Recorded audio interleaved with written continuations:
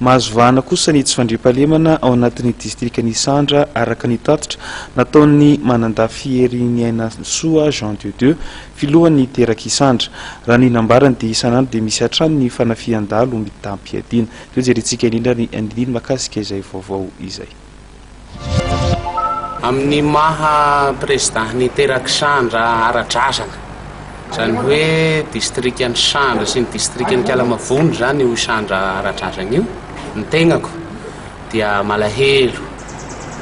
mila ho latsaka ny ranomaso rehefa sendra mihira ny hira-pirenena hoe hiadana sofinaritra he sambatra tokoa izahay tsy izay ny zavatra misy agny maty ny ona saika ho isan'andro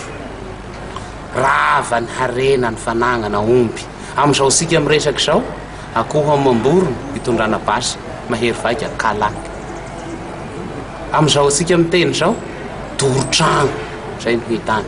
ka mahampalahelo mahonena sahalany tsy misy fanjakana eto Madagasikara raha amin'ny faritra Sandra indrindra ny ao amin'ny distrika ny Sandra aio Kalamavony mba atao hoe tsy dia maninona fa efa manomboka miditra agny koa ny asa ratsy fa ty amin'ny distrika ny Sandra akoho mamborona ho aty eo ary mahalasa saina hoe na dia atao hoe nandra batrahodra salaninona ny malaso na ny dahaly mahalala hoe ty zavatra ty misy masokarena ny bala apoaka amin'io asan-dahalo ataon'io hoatriny nefa raha atao hoe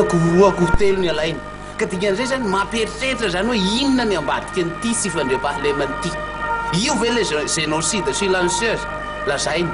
taratasy ny vaika tamin'ny 3 lasa teo sa inona fa dia tena mampieritreritra sy mahonena ny mahita ny zavatra misy agny amin'igny Isandra igny amin'izao fotoana zao